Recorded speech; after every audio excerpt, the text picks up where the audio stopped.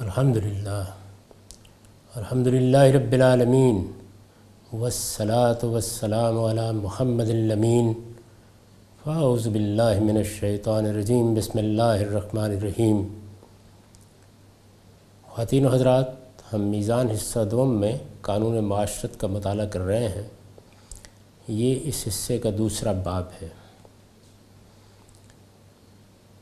سورہ احزاب کی آیات میں نبی صلی اللہ علیہ وسلم کی ازواج مطہرات، آپ کی بیٹیوں اور مسلمان عورتوں کو جو ہدایت کی گئی ہے، اس کا مدعا ہم نے سمجھا۔ میں نے اپنا نقطہ نظر تفصیل کے ساتھ بیان کیا، آیات کو جس طرح میں سمجھتا ہوں اس کا استدلال بھی آپ کے سامنے رکھ دیا، اور یہ بات واضح کرنے کی کوشش کی کہ اس آیت کے الفاظ سے اور اس کے سیاق و سباق سے وہ بات نہیں نکلتی جو بالعموم اس سے سمجھی گئی ہے، اور جسے ہمارے بعض جلیل القدر اہل علم نے سمجھا ہے۔ چنانچہ میں نے اس کے بارے میں لکھا ہے کہ ان آیتوں میں ان یعرفن فلا یوزین کے الفاظ اور ان کے سیاق و سباق سے واضح ہے۔ دونوں باتوں کو ذہن میں رکھیے۔ ان یعرفن فلا یوزین کے الفاظ ایک بات، اور ان کے سیاق و سباق سے واضح ہے کہ یہ پردے کا کوئی حکم نہ تھا۔ یعنی میں یہ کہہ رہا ہوں کہ یہ جس طرح کہ عام طور پر سمجھا گیا ہے، سرے سے پردے کا کوئی حکم ہی نہیں ہے، بلکہ مسلمان عورتوں کے لیے الگ شناخت قائم کر دینے کی ایک وقتی تدبیر تھی، جو اوباشوں اور تہمت تراشنے والوں کے شر سے مسلمان عورتوں کو محفوظ رکھنے کے لیے اختیار کی گئی۔ یعنی ایک خاص صورتحال مدینہ میں درپیش ہو گئی، ازواج مطہرات کو بھی، نبی صلی اللہ علیہ وسلم کے گھرانے کو بھی، اور مسلمان خواتین کو بھی۔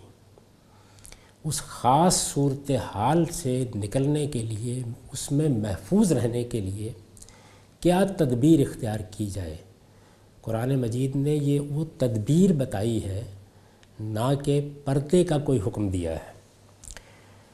رسول اللہ صلی اللہ علیہ وسلم نے بھی اسی نوعیت کی بعض مصلحتوں کے پیش نظر عورتوں کو تنہا لمبا سفر کرنے اور راستوں میں مردوں کے ہجوم کا حصہ بن کر چلنے سے منع فرمایا۔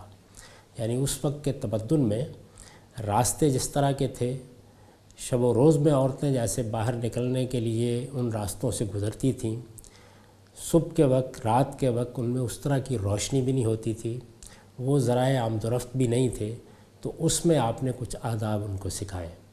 اسی طریقے سے اس زمانے کے سفروں کا حال تھا، قافلے راتوں کو ٹھہرتے تھے، دنوں میں سفر طے ہوتا تھا، عورت کو اکیلے رہنا پڑتا تھا۔ آج کے سفر تبدیل ہو گئے، ان کی نوعیت تبدیل ہو گئی، تو جس طرح اس وقت کی صورتحال میں عورتوں کی عزت اور ان کی عصمت کی حفاظت کے لیے بعض تدابیر بتائی گئیں یا بعض ہدایات دی گئیں، یہ بھی اسی نوعیت کی ایک ہدایت ہے۔ لہٰذا مسلمان خواتین کو اگر اب بھی اس طرح کی صورتحال کسی جگہ درپیش ہو، تو انہیں ایسی کوئی تدبیر دوسری عورتوں سے اپنا امتیاز قائم کرنے اور اپنی حفاظت کے لیے اختیار کر لینی چاہیے۔ یعنی اگر اس طرح کی کوئی صورتحال پیش ہو جائے کہ جہاں دوسری عورتوں سے اختلاط کا بہانہ بنا کر انہیں تنگ کرنے کے راستے تلاش کیے جا رہے ہوں، اور یہ ضروری ہو جائے کہ وہ اپنی الگ شناخت کا اظہار کریں، تو اپنی حفاظت کے لیے وہ کوئی تدبیر اختیار کر سکتی ہیں۔ اس طرح کی تدابیر میں اس سے پہلے بھی عرض کر چکا ہوں کہ کسی بھی ہنگامی حالت میں اختیار کرنا ہوتی ہیں۔ یعنی شہر میں امن ہوتا ہے، حالات سازگار ہوتے ہیں، راستے محفوظ ہوتے ہیں، تو ہم اطمینان سے بعض اوقات اس تعبیر کے مطابق جو ایک حدیث میں اختیار کی گئی ہے، سونا اچھالتے ہوئے چلتے ہیں۔ لیکن اگر وہ صورت پیدا ہو جائے جو مثال کے طور پر اس وقت ہمارے ملک میں پیدا ہوئی ہے، تو اس میں پھر بہت سی ایسی تدابیر بچوں کو بھی بتانی پڑتی ہیں، بچیوں کو بھی بتانی پڑتی ہیں کہ جن سے وہ اپنی حفاظت کر سکیں۔ اگر یہ معلوم ہو کہ ہر موڑ کے اوپر کوئی آدمی موبائل چھیننے کے لیے کھڑا ہوگا، کوئی اغوا کرنے کے لیے کھڑا ہوگا، تو پھر ظاہر ہے کہ تدابیر کی نوعیت بالکل اور ہو جائے گی۔ تو میں یہ فرق سمجھا رہا ہوں کہ رسالت آپ صلی اللہ علیہ وسلم کے زمانے میں جب کہ قرآن نازل ہو رہا تھا تو قرآن میں دونوں طرح کے امور زیر بحث آئے ہیں، یعنی خدا کی ابدی شریعت بھی بیان ہوئی ہے اور اس وقت کی صورتحال کے لحاظ سے بھی ہدایات دی گئی ہیں۔ اب مثال کے طور پر بدر کا معرکہ ہوا ہے، ظاہر ہے کہ اس زمانے میں تیر تفنگی سے مار کے لڑے جاتے تھے، تو ان کو سامنے رکھ کر کچھ ہدایات دی جائیں گی، اس سے کوئی اصول تو آپ نکال سکتے ہیں، لیکن بین ہی وہ حکم شریعت کا حکم نہیں ہوتا، اس کو سمجھنے کی ضرورت ہے۔ تاہم میں یہ چاہوں گا کہ میں بہت وضاحت کے ساتھ آپ کو یہ بتاؤں کہ ہمارے بزرگوں نے جب اس کو سمجھا ہے تو اس میں بنیادی غلطی کیا ہوئی ہے۔ قرآن مجید کی یہ آیات میں نے آپ کو پڑھ کر سنا دی ہیں، ان کا ترجمہ بھی بتا دیا ہے۔ اس وقت میرے سامنے مولانا سید ابوالعلا صاحب مودودی کی تفہیم القرآن ہے، استاذ امام امین احسن اصلاحی کی تدبر قرآن ہے۔ اس میں ہم یہ دیکھیں گے کہ وہ کیا وجہ ہے کہ جس نتیجے کو میں آپ کے سامنے رکھ رہا ہوں یہ بزرگ اس سے مختلف نتیجے پر پہنچ رہے ہیں۔ تو آخر کوئی باعث ہونا چاہیے، کوئی استدلال ہونا چاہیے، اس استدلال کا جائزہ لیں گے۔ اس سے یہ بات بھی واضح ہو جائے گی کہ قرآن مجید کا معاملہ کیا ہے، یعنی بڑے سے بڑا عالم، بڑے سے بڑا محقق بھی اگر اپنے ذہن میں کوئی بات رکھ کے چلا جائے گا تو اس کا شدید اندیشہ ہے کہ قرآن مجید جو کچھ کہنا چاہتا ہے وہ اس تک نہیں پہنچ سکے گا۔ ذہن کو ہر حال میں خالی کرنا ہے اور لفظ کو پکڑ کر چلنا ہے۔ اب یہ دیکھیے یہاں کچھ الفاظ یعنی اس آیت میں کلیدی اہمیت رکھتے ہیں۔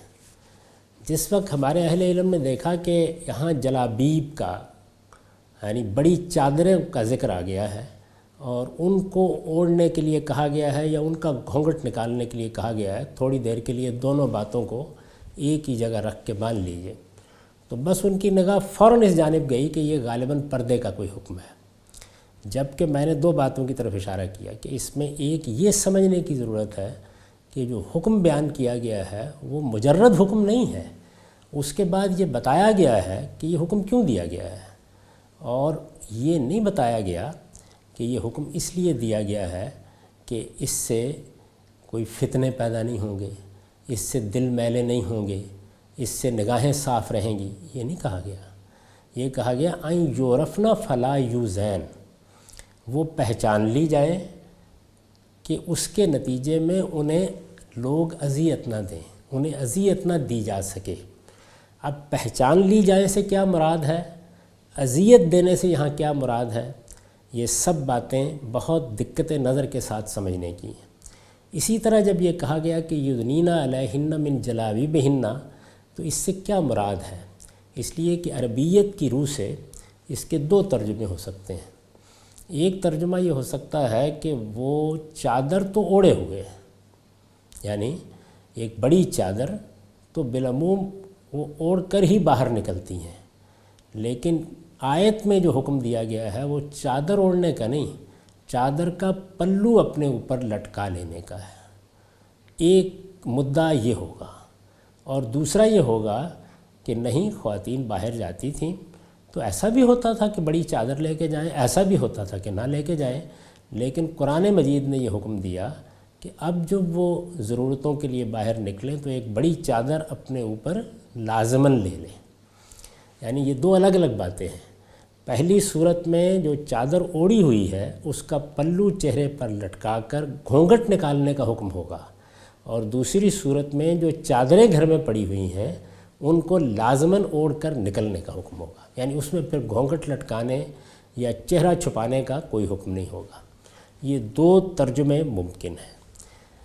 میں اس سے پہلے بھی کئی مرتبہ عرض کر چکا ہوں کہ جس وقت ہم قرآن مجید کا مطالعہ کرتے ہیں، کسی بھی کتاب کا مطالعہ کرتے ہیں یا کسی کلام کا مدعا سمجھنا چاہتے ہیں، تو پہلی چیز کیا ہوتا ہے، لفظ، اس کا حق ادا کر دیا جائے، یعنی لفظ کو آسان نہ لیا جائے، یہ دیکھا جائے کہ وہ اپنے معروف معنی میں استعمال ہوا ہے، کس طرح استعمال ہوا ہے۔ دوسرے کیا ہے، جملے کی تعلیف، وہ ممکن ہے کہ دو احتمال پیدا کر دے، ممکن ہے تین احتمالات پیدا کر دے، تو اب یہ تو نہیں ہو سکتا کہ ہم یہ کہیں کہ متکلم کا منشا دونوں ہی باتیں ہیں، یہ نہیں ہو سکتا۔ یعنی یا متکلم یہ کہہ رہا ہے کہ چادر اوڑھی ہوئی ہے اس کا گھونگھٹ نکال لو، اور یا یہ کہہ رہا ہے کہ تم چادر اوڑھ بھی لیتی ہو نہیں بھی اوڑھ لیتی ہو لیکن اب لازماً اوڑھ کے باہر نکلو۔ تو یہ دو الگ الگ باتیں ہیں، ان میں ترجیح دینی ہوگی، اس کے قرائن کلام کے اندر ہونی چاہیے۔ پھر اس کے بعد سیاق و سباق ہے، یعنی ایک بات کس کانٹیکسٹ میں کہی گئی ہے اس سے لفظ بولتے ہیں، یعنی ان کا جو ابہام یا ان کا اجمال ہے وہ ختم ہونا شروع ہو جاتا ہے، اور یہ واضح ہو جاتا ہے کہ وہ سیاق و سباق اور وہ کانٹیکسٹ اب چیزوں کی تعین کر رہا ہے۔ ان تمام چیزوں کو سامنے رکھیے، انہی میں سے کوئی چیز نظر انداز ہوتی ہے، یعنی یا لفظ کے بانی کے معاملے میں سہل انگاری ہو جاتی ہے، یا تالیف کے معاملے میں دوسرے احتمال کو ہم نے دقت نظر سے دیکھا نہیں ہوتا، اور یا یہ ہوتا ہے کہ سیاق و سباق کو نظر انداز کر دیا جاتا ہے۔ چنانچہ اب یہ دیکھیے لفظ آیا نا این یورفنا، وہ پہچان لی جائیں۔ اس پر مولانا سید اللہ صاحب مودودی لکھتے ہیں پہچان لی جائیں سے مراد یہ ہے کہ ان کو اس سادہ اور حیادار لباس میں دیکھ کر ہر دیکھنے والا جان لے کہ وہ شریف اور باعصمت عورتیں ہیں، آوارہ اور کھلاڑی نہیں ہیں کہ کوئی بد کردار انسان ان سے اپنے دل کی تمنا پوری کرنے کی امید کر سکے۔ یعنی یہ جو کہا تھا پہچان لی جائیں، کس پہلو سے پہچان لی جائیں، اس کو مولانا سید اللہ صاحب مودودی نے اور بعض دوسرے اہل علم نے اس طرح سمجھا ہے۔ مولانا امین احسن اصلاحی کے ہاں فہم نسبتاً پریسائز ہے، لیکن اس میں بھی وضو نہیں ہے۔ جو بات میں واضح کرنا چاہتا ہوں وہ یہ ہے کہ قرآن کے الفاظ تو اتنے تھے کہ وہ پہچان لی جائیں، کس پہلو سے پہچان لی جائیں یہ معلوم ہونا چاہیے نا، یعنی یہ واضح ہونا چاہیے۔ یہاں صورتحال یہ ہے کہ دونوں جلیل القدر مفسرین کے ہاں چادر اوڑھنے کی بات سے یہ تاثر تو قائم ہو گیا ہے کہ یہ پردہ کرانا ہے۔ اب جب پردہ کرانا ہے تو قرینِ قیاس بات یہی ہوگی، یعنی ظاہر ہے کہ اگر یہ بات مان لی جائے تو پھر قرینِ قیاس بات یہی ہے۔ اس کا مدعا کیا ہوگا؟ اس کا مدعا یہ ہوگا کہ جس وقت عام طور پر بچیاں یا لڑکیاں یا عورتیں باہر نکلتی ہیں تو وہاں اوباش بھی ہو سکتے ہیں، ایسے لوگ بھی ہو سکتے ہیں کہ جو جنسی ہیجان میں عورتوں کا پیچھا کر رہے ہوں۔ ہم بھی دیکھتے ہیں بعض اوقات اس طرح کے گنڈے اور بدمعاش سڑکوں پر کھڑے ہوتے ہیں، فٹ پاتھ پر کھڑے ہوتے ہیں، جہاں پہ بسوں میں بچیاں سوار ہوتی ہیں وہاں کھڑے ہوتے ہیں، کالجوں اسکولوں کے باہر کھڑے ہوتے ہیں، راستوں میں بھی چلتے ہوئے طاقت کرنے کے لیے تیار ہوتے ہیں۔ یہ اوباش لوگ ہیں، یعنی وہ اوباش جو دنیا میں ہر جگہ تھوڑے یا کم پائے جاتے ہیں، ان سے حفاظت کا معاملہ بھی زیر بحث آتا ہے۔ تو ان کے مقابل میں یہ سمجھا جا رہا ہے کہ اللہ تعالیٰ نے یہ ہدایت کی ہے کہ جب چادر اوڑھی ہوگی، گھونگھٹ نکالا ہوگا، تو اس کو دیکھ کر انہیں یہ اندازہ ہو جائے گا کہ یہ ہمارے ڈھب کی خواتین نہیں ہیں، یعنی اگر ہم ان کا پیچھا کریں گے تو ایسا نہیں ہے کہ یہ ہمارے لیے رام ہو جائیں گی، یہ شریف اور باعصمت خواتین ہیں اور یہ ہماری کوئی خواہش پوری نہیں کریں گی، یعنی یہ مدعا بیان کیا جا رہا ہے۔ اب میں آپ سے عرض کرتا ہوں کہ یہاں یہ بات ہی نہیں بیان ہو رہی۔ اگر آپ سیاق اور سباق کو دیکھیں گے تو یہاں یہ بات ہی نہیں بیان ہو رہی، یعنی یہاں مقابل میں کون لوگ ہیں؟ مقابل میں وہ لوگ نہیں ہیں، قرآن مجید نے بیان کر دیا اس کو۔ مقابل میں وہ لوگ نہیں ہیں جو جنسی ہیجان میں اوباشوں کی طرح لڑکیوں کا یا بچیوں کا یا عورتوں کا پیچھا کرتے ہیں، وہ لوگ ہی جہاں زیر بحث نہیں ہیں۔ یہاں پر ایک پورا کا پورا سازشی گروہ زیر بحث ہے، اور اس کے 3 عنوانات قرآن نے قائم کیے ہیں۔ وہ کیا ہے؟ لَئِن لَّمْ يَنْتَهِ الْمُنَافِقُونَ۔ قرآن مجید کے سیاق سباق کو سامنے رکھیے تو وہ تعین کرتا ہے اس طرح کے موقعوں کے اوپر۔ ایک یہ کہ یہ منافق ہیں، یعنی ایسا نہیں ہے کہ لڑکے بالے ہیں جنسی ہیجان میں اور اپنی تربیت کی کمی کی وجہ سے یہ سڑکوں پر پھر رہے ہیں، گلیوں میں موجود ہیں، تو عورتیں ان سے بچنے کے لیے یا ان کو یہ بتانے کے لیے کہ وہ حیادار خواتین ہیں اور وہ اپنی کوئی خواہش ان سے پوری نہیں کر سکتے، اپنے اوپر ایک چادر بھی اوڑھ لیں اور گھونگھٹ بھی نکال لیں، یہ نہیں کہا جا رہا۔ پہلی بات یہ کہ یہ منافقین ہیں۔ دوسرے یہ کہ والذین فی قلوبہم مرض، قرآن مجید کے طالب علم جانتے ہیں کہ یہ جو تعبیر ہے کہ جن کے دلوں میں روگ ہے، یہ در حقیقت حسد اور کینے کے لیے لفظ آتا ہے۔ روگ، مرض کا لفظ قرآن مجید اس کو ان یہود کے لیے استعمال کرتا ہے، ان منافقین کے لیے استعمال کرتا ہے جو رسول اللہ صلی اللہ علیہ وسلم کی شخصیت کے وہاں مؤثر ہو جانے، اسلامی دعوت کے فروغ اور بعض اس نوعیت کی کامیابیوں کو کسی حال میں بھی برداشت کرنے کے لیے تیار نہیں تھا۔ یعنی منافقت بھی تھی اور اس کے ساتھ دل میں حسد اور کینہ بھی تھا۔ وہ یہ سمجھتے تھے کہ یہ ہماری شکست ہوئی ہے، اور ہم جانتے ہیں کہ بعض اوقات مذہبی قسم کے گروہ بھی جب حسد اور کینے میں مبتلا ہو جاتے ہیں تو وہ کس طرح کی اوچھی حرکتوں پر اتر آتے ہیں۔ تو یہ وہ لوگ ہیں کہ جن کے دلوں میں حسد کا روگ تھا، اور یہ چاہتے تھے کہ کوئی صورت ایسی بنے کہ رسالت مآب صلی اللہ علیہ وسلم، آپ کا گھرانہ اور مسلمان اخلاقی لحاظ سے لوگوں کی نگاہوں میں گرا دیا جائے۔ یعنی انہوں نے مارنے کی کوشش بھی کی، انہوں نے زخم پہنچانے کی کوشش بھی کی، انہوں نے مختلف گروہوں کو چڑھانے کی کوشش بھی کی۔ ان کے پیش نظر یہ بھی تھا کہ جنگوں کے نتیجے میں مسلمان اپنی یہ حیثیت کھو بیٹھے، لیکن ایک حملہ ان کی طرف سے، اور بہت شدید حملہ اخلاقی لحاظ سے بھی ہوا۔ یعنی انہوں نے محسوس کیا کہ ہم کوئی اسکینڈل بنا کے ان کی اخلاقی ساکھ ختم کر سکتے ہیں۔ تو ایک یہ کہ منافق ہیں جو مقابل میں ہیں، دوسرے یہ کہ یہ وہ لوگ ہیں کہ جن کے دلوں میں حسد کا روگ ہے، اور وہ ہر حال میں یہ چاہتے ہیں کہ رسالت مآب صلی اللہ علیہ وسلم اور مسلمانوں کو لوگوں کی نظروں سے گرایا جائے۔ والمرجفون فی المدینہ، اور تیسرے کون ہیں؟ وہ جو مدینے میں ارجاف کا ارتکاب کرتے ہیں، یا ارجاف کو سمجھ لیجئے۔ استاد امام امین حسن اصلاحی نے اس کی وضاحت فرمائی ہے۔ وہ یہ کہتے ہیں کہ المرجفون فی المدینہ سے اشارہ منافقین کے اس گروہ کی طرف ہے جو مدینے میں سنسنی پھیلانے اور بری افواہیں اڑانے میں نہایت شاطر تھا۔ یعنی یہ منافقین ہی کا گروہ ہے، تینوں منافقین ہی کے ہیں۔ پہلے ایک عام لفظ استعمال کیا ہے، پھر ان کے بعض گروہوں کو ان کی خصوصیات کے لحاظ سے عطف الخاص اور العام کے طریقے پر نمایاں کر دیا ہے۔ المرجفون فی المدینہ سے اشارہ منافقین کے اس گروہ کی طرف ہے جو مدینے میں سنسنی پھیلانے اور بری افواہیں اڑانے میں نہایت شاطر تھا۔ ان افواہوں سے اس کا مقصد مسلمانوں کا حوصلہ پست کرنا اور ان کی اخلاقی ساکھ کو گرانا ہوتا تھا۔ پیچھے جنگ احزاب اور حضرت زید و حضرت زینب کے معاملے میں اس گروہ کا جو کردار بیان ہوا ہے وہ اس ارجاف کی نہایت واضح مثال ہے۔ یعنی یہ کوئی اس طرح کے لڑکے بالے نہیں ہیں، یہ وہ اوباش نہیں ہیں جو لڑکیوں کا پیچھا کرتے ہیں، یہ گروہ ہے۔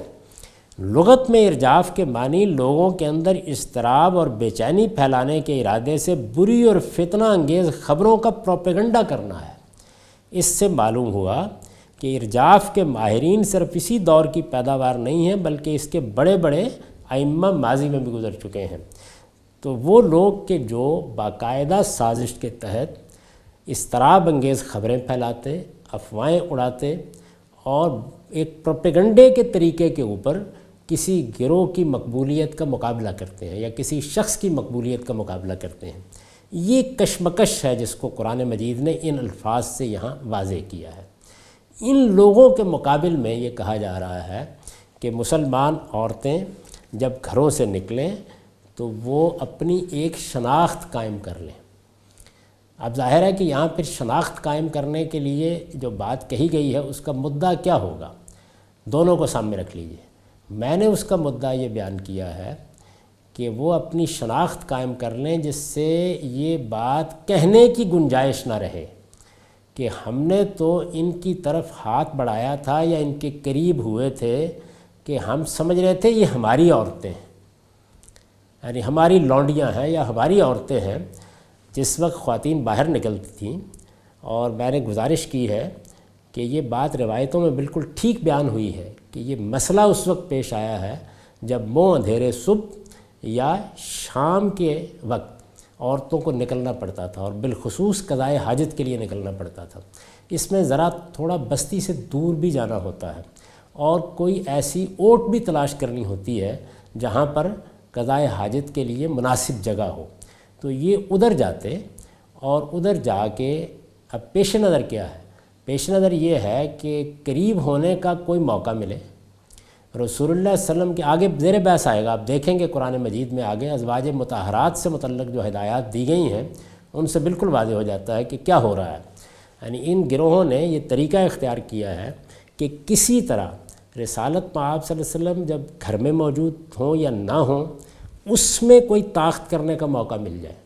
یعنی اگر کوئی اقدام کر کے ایسے طریقے سے ہنگامہ کر دیا جائے اور شور مچا دیا جائے کہ جس سے کسی شریف زادی پر تہمت لگ جائے، رسالت آپ صلی اللہ علیہ وسلم کے گھر پر یا آپ کی بیٹیوں پر یا مسلمانوں کی، اور ظاہر ہے کہ اس میں جلیل القدر مسلمان ہی پیش نظر ہیں، ان کی عورتوں پر کوئی تہمت لگ جائے.